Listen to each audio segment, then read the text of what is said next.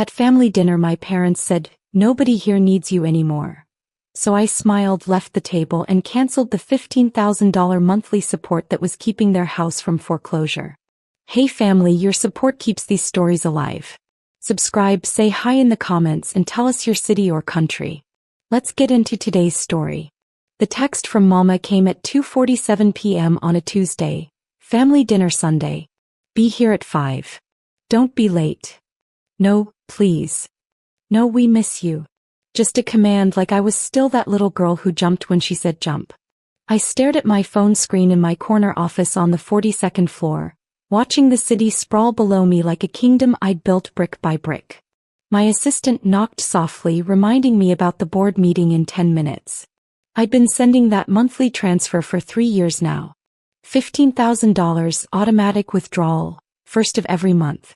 The amount that kept their house, the house I grew up in, from being swallowed by the bank. The house where Daddy had his poker nights and Mama hosted her church ladies. The house my younger brother Jaden and my sister Karen still lived in rent-free at 31 and 28. You coming or what? Another text. This time from Jaden. I hadn't been to a family dinner in 8 months. Every excuse I'd given was legitimate. Work trips to Atlanta, speaking engagements, networking events. But the truth? I was exhausted. Exhausted from being the family ATM. Exhausted from the guilt trips when I couldn't drop everything to solve their latest crisis. But something in Mama's text felt different. Urgent. Maybe even final. I texted back, "I'll be there." I had no idea I was walking into an ambush. Let me take you back so you understand who I am, who I was. Growing up, I was the good one. While Jaden was getting suspended for fighting and Karen was sneaking boys through her bedroom window, I was in the library. Straight A's. National Honor Society. Full scholarship to a prestigious university that I won't name, but you'd recognize it. I was supposed to be the family's salvation, Mama always said. And I was. Sort of. I graduated summa cum laude with a degree in finance, got recruited by a top firm before I even walked across that stage. By 25, I was making 6 figures. By 30, I doubled that. By 33, now, I was a senior vice president pulling in nearly $500,000 annually, not counting bonuses. The family celebrated when I got my first big promotion. Mama cooked my favorite, fried catfish, collard greens, cornbread that melted in your mouth. Daddy actually hugged me, something he rarely did. Jaden and Karen seemed proud, genuinely. Then came the request. First it was small. "Baby, can you help with the electric bill? Just this once." Then the car payment. Then Jaden's legal fees after his 3rd DUI. Then Karen's credit card debt. Then the mortgage when Daddy's hours got cut at the plant. Each time I said yes. Because that's what family does, right? But just this once became every month. And somehow I became responsible for everyone's poor decisions. Sunday arrived with that peculiar autumn chill that makes you question whether you dressed appropriately. I chose a simple cashmere sweater and jeans. Nothing too fancy. I'd learned that lesson. Last time I'd worn anything remotely expensive, Mama had made a comment. Must be nice to afford Gucci while your family scrapes by. I'd been paying their mortgage for 2 years at that point. The house looked the same as always. Brick exterior needing repointing, lawn overgrown, Daddy's truck in the driveway with the dented bumper he refused to fix. My brand new Audi looked obscene parked in front, so I'd deliberately driven my older sedan instead. Even that drew stares from Mrs. Patterson next door. I knocked. No one answered, so I let myself in with my old key. The scene inside stopped me cold. Everyone was already seated at the dining table. Mama at one head, Daddy at the other. Jaden to the left with someone I didn't recognize. A woman with long braids and a guarded expression. Karen to the right, scrolling through her phone. And between them, 2 empty chairs. One for me. One for someone else. "You're late," Mama said without looking up. I checked my phone. 4:58 p.m. You said 5. It's not even. We eat at 4:30 now. You'd know that if you came around more often. Deep breath. I'd promised myself I wouldn't engage. I'm here now. That's what matters. Jaden snorted. The unknown woman watched me with curious eyes, assessment in her gaze. "Sit down," Daddy commanded. His voice had that edge it got after his second beer. I sat, my spine straight, hands folded, like a defendant awaiting verdict. The woman with the braids extended her hand across the table. I'm Kenya, Jaden's fiancé.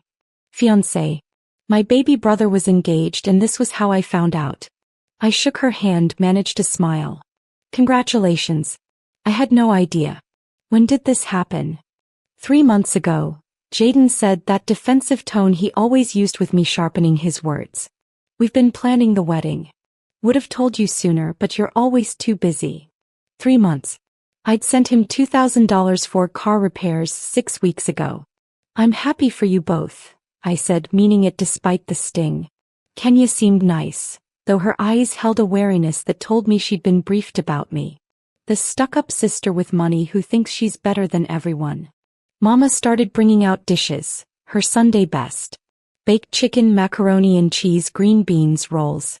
The smells transported me to childhood, to simpler times before money became the family language. Kenya's pregnant, Karen announced, still staring at her phone. Due in March. My head swiveled to Jaden, who couldn't meet my eyes. Congratulations, I repeated, this time more hollowly. That's wonderful news. We're gonna need help with the wedding, Mama said, setting down the chicken with more force than necessary. Nothing too fancy. Maybe 20,000 should cover it. Small ceremony, nice reception. There was 20,000. Said as casually as someone asking to borrow $20. And the nursery needs furnishing, Daddy added. Kenya's moving in next week. She'll take your old room. My old room. Where my debate trophies still sat on shelves, where my college acceptance letters were framed. Everyone started eating except me. My appetite had vanished, replaced by a familiar knot in my stomach, the one that appeared whenever I was home. You not hungry? Mama asked, an accusation in her tone. Just waiting for everyone else to get served. Always so proper, Karen muttered. Miss Corporate America. Kenya looked uncomfortable, pushing green beans around her plate. Smart woman, she could sense the tension thickening the air. So, I ventured, trying to navigate safer waters. How did you two meet?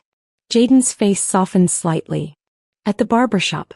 She came in to visit her cousin who works there. We just clicked.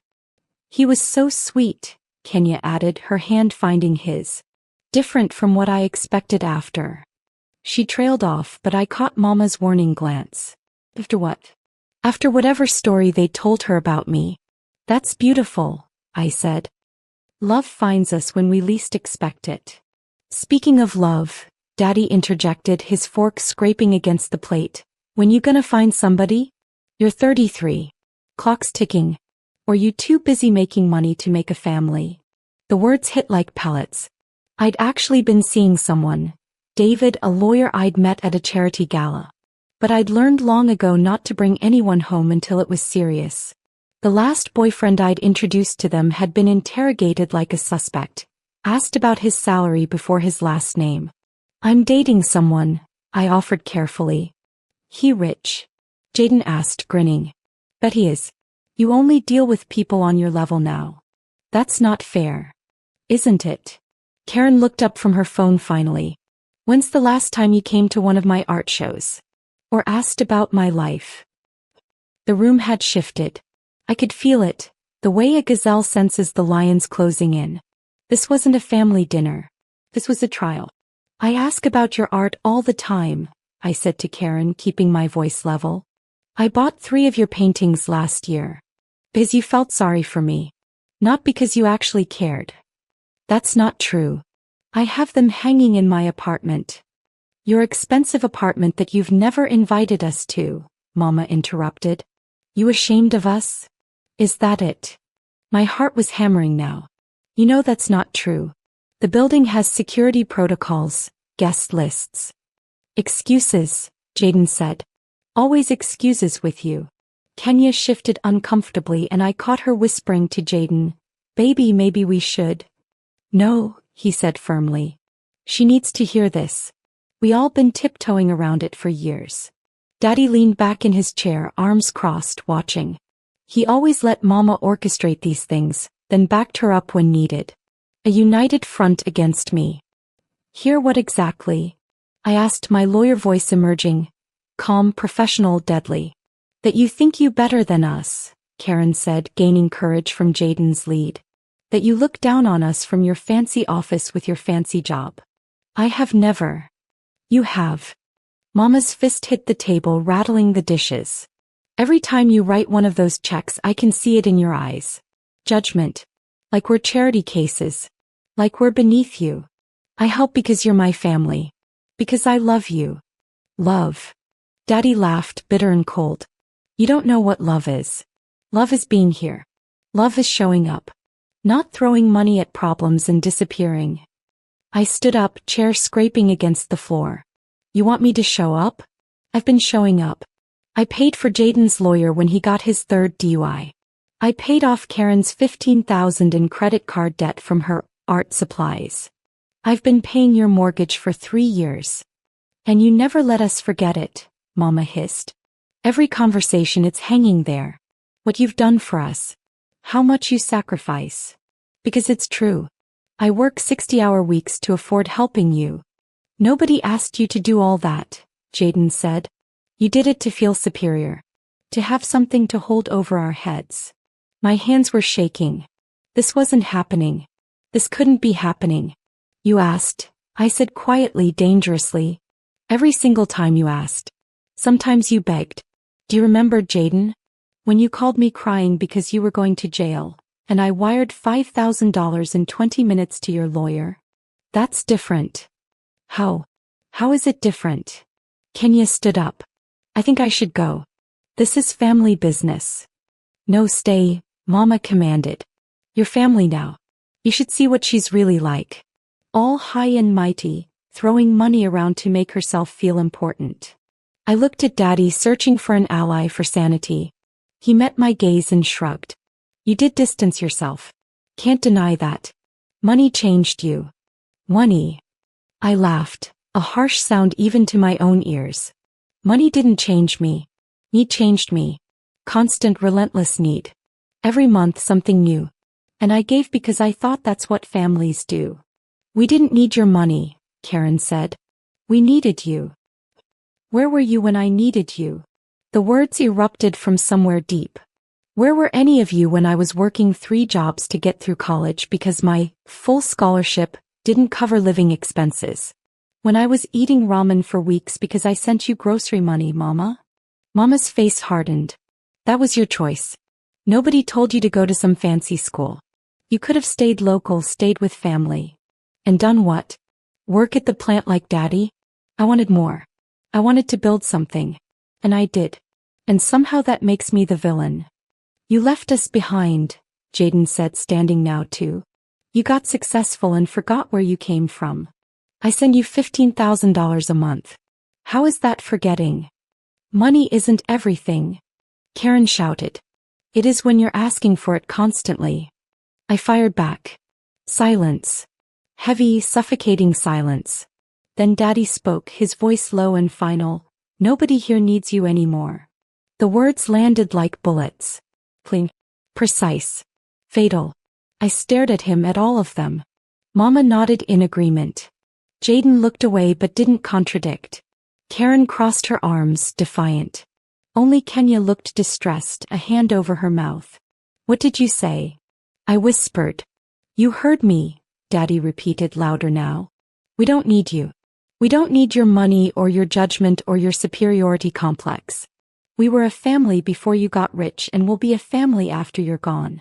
Then why the hell did you invite me here? Mama stood, wiping her hands on her apron in that dismissive way she had. To tell you to your face. To release you from your burden. Since we're such a drain on your precious resources. Something inside me crystallized. Years of resentment, exhaustion, and hurt formed into something diamond hard and clear. I smiled. Not a happy smile. A knowing one. Okay, I said softly. They looked confused. This wasn't the reaction they'd expected. They'd wanted tears, arguments, pleas for forgiveness. Okay. Jaden repeated. You don't need me. Perfect. I don't need this. I pulled out my phone, opened my banking app while they watched. Took me 30 seconds to find the recurring transfer. Another 10 to cancel it. What are you doing? Mama's voice had changed, uncertainty creeping in. Exactly what you asked. Releasing myself from the burden. I held up my phone, showing the confirmation screen. Monthly transfer canceled. Effective immediately. Daddy's face went pale. Now wait a minute. No. The word came out like a judge's gavel. You said nobody here needs me. I'm taking you at your word. You're overreacting, Karen said, but her voice wavered. We didn't mean it like that. How did you mean it then? Please enlighten me. Because from where I'm standing, you've spent the last hour telling me how terrible I am, how my help isn't wanted, how I'm not really family. So I'm agreeing with you. Kenya spoke up, her voice small. Maybe everyone should calm down. This doesn't concern you, Mama snapped at her, then turned to me. You can't just abandon your family. Abandon. I laughed again, that same harsh sound. I'm doing exactly what you told me to do. You don't need me. Therefore I'm not needed. Simple. The mortgage payment is due in 2 weeks, Daddy said, panic replacing his earlier authority. I know when it's due. I've been paying it for 36 months straight. Not once late. Not once questioned. But since you don't need me. I grabbed my purse, my keys. I guess you'll figure it out. You're being childish, Mama said, but I could see fear in her eyes now. Real fear. No. I'm being exactly what you accused me of being. Distant. Not involved in family matters. I headed toward the door, my legs somehow steady despite the earthquake inside me. Jaden blocked my path. You can't do this. The bank will foreclose. We'll lose the house. Then maybe you should get a job. A real job. Not freelance DJ work that nets you $200 a month. I stepped around him. Kenya seems nice, by the way. I hope you don't drain her dry like you did me. You selfish, Karen started. I whirled on her. Selfish? I paid $15,000 in credit card debt for you. Debt you accumulated buying designer clothes and bar tabs while telling everyone you were a starving artist. I have the statements. Want me to list what you bought? She went quiet. That's what I thought. I looked at each of them, memorizing their faces. You want to know why I don't come around? This is why. Because every single time it costs me. Not just money. It costs me peace. Dignity. Self-respect. So what, you're just gonna disappear? Daddy asked. Turn your back on the people who raised you? You didn't raise me to be your personal bank. You raised me to be strong, independent, successful. Congratulations. You succeeded. And now I'm using that strength to say no. I made it to my car before the tears came. Sat in the driver's seat, gripping the steering wheel, watching the house through blurred vision. I could see them through the window arguing. Mama's arms waving. Daddy pacing. Jaden on his phone, probably checking their bank balance. My phone buzzed. Jaden, you're really doing this? I didn't respond. Karen, Mama's crying. Are you happy now? Delete.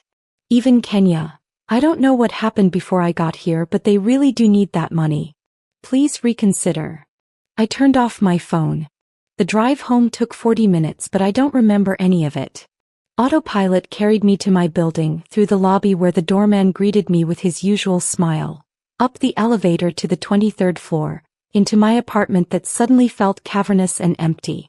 I'd decorated it carefully over the years. Minimalist but warm. Karen's paintings on the walls. The ones I'd bought because I genuinely loved them, not out of pity. Books everywhere. A view of the city that had been my reward for all those years of grinding. It felt hollow now. I poured myself a glass of wine, sat on my balcony, and let myself feel everything I'd been suppressing for years. The anger, yes. But also the grief. I'd lost my family tonight. Or maybe I'd lost them years ago and only now realized it. My phone was still off, but I could imagine the messages accumulating. Angry ones. Desperate ones. Maybe even apologetic ones. It didn't matter. For the first time in years I'd chosen myself. And it felt simultaneously liberating and devastating. 3 weeks passed. The messages piled up, 47 texts, 19 voicemails, countless emails. I read none of them. My therapist, Dr. Ellis, called it setting necessary boundaries. I called it survival. Work became my sanctuary. I threw myself into a merger deal worth $20 million, worked until midnight most nights, volunteered for the Tokyo trip nobody else wanted. My boss, Patricia, noticed. "You okay?" she asked one Thursday evening, finding me still at my desk at 9 p.m. "Fine. Just focused." Focused or hiding? I looked up at her. Patricia was 60, brilliant, had built her career in a time when women like us had to be twice as good to get half the recognition. She understood battles. Both, I admitted. She sat in the chair across from my desk, her power suit somehow still crisp after a 14-hour day. "Family. How did you?" I recognized the signs. I cut off my own family 20 years ago. Best and worst decision I ever made. Does it get easier? No. But you get stronger. The question is, did they deserve you? I thought about that night. The ambush. The cruelty. The entitlement. "No," I said finally. "They didn't." "Then you made the right choice." But right didn't mean painless. I dreamed about them constantly. Mama's collard greens. Daddy's rare laugh. Jaden and Karen as kids before everything got complicated. I grieved the family I'd wanted, not the one I'd had. My phone buzzed. Against my better judgment, I looked. It was from an unknown number. "This is Kenya. Your family lost the house yesterday. Bank foreclosed. They're staying with your aunt. The baby's due in 2 months and we have nowhere to go. Jaden is devastated. Your mother had a panic attack. Please, even if you hate them, think about your nephew." My hands trembled as I read it again. I sat with Kenya's message for 3 days. The guilt was crushing, exactly what they'd counted on. The baby. My nephew. Innocent in all of this. Then I did something I should have done years ago. I called my Aunt Carol, Mama's older sister who'd moved to another state 15 years back. We'd stayed in occasional contact, holiday cards mostly. "Baby girl," she answered warmly. "Been wondering when you'd call." "You heard." "Heard? Honey, your mama's been calling everyone she knows, painting you as the villain. Says you abandoned them out of spite." My stomach dropped. "Aunt Carol, that's not." "I know it's not. I've known your mama for 63 years. I love my sister, but she's got a gift for playing victim when she's the victimizer." The validation nearly broke me. They said they didn't need me. They said that because they wanted you to beg. To prove you loved them by accepting their abuse. Classic manipulation. Your grandfather did it to your grandmother for 40 years. It's a family disease. I canceled the mortgage payment. Good. Should have done it sooner. Her voice was firm but kind. "You know what nobody's telling you? Your daddy got a $20,000 settlement from the plant 6 months ago. Workers' comp from his back injury. You know where that money went." "Where?" "New truck for Jaden. Art supplies for Karen. Your mama's church donated $5,000 to the building fund. Donated publicly so everyone would praise her generosity. Using your money to buy reputation." I couldn't breathe. "They had enough to make the mortgage payment themselves," Aunt Carol continued. "They chose not to because why should they when you do it? You were their golden goose, baby. And they got mad when you wouldn't lay eggs on command. The baby. They're fine. Jaden got a real job last week. Kenya's family is helping. The foreclosure freed them from a house they couldn't afford anyway. Sometimes the best thing you can do for people is let them face their own consequences." We talked for another hour. She told me stories I'd never heard. About Mama's jealousy when Carol succeeded, about the family pattern of emotional blackmail, about how proud she was of me for finally breaking free. When I hung up, something had shifted. The guilt was still there, but it was overshadowed by something else. Clarity. I wrote a final message. Not to them individually but to the family group chat I'd been ignoring. "I loved you all with everything I had. I gave until I had nothing left to give but resentment. You taught me that love without boundaries destroys the person doing the loving. I release you from the burden of having me in your lives, and I release myself from the burden of funding yours. I hope you find what you're looking for, but you won't find it in me anymore. I wish you well, but from a distance. Goodbye. Then I blocked every number, every email, every connection. I met David's family last weekend. His mother hugged me like I was already her daughter. His father asked about my work with genuine interest. His sister invited me to her book club. They're wonderful, I told Dr. Ellis in our session Monday. How does that make you feel? Guilty. Like I don't deserve this kind of family.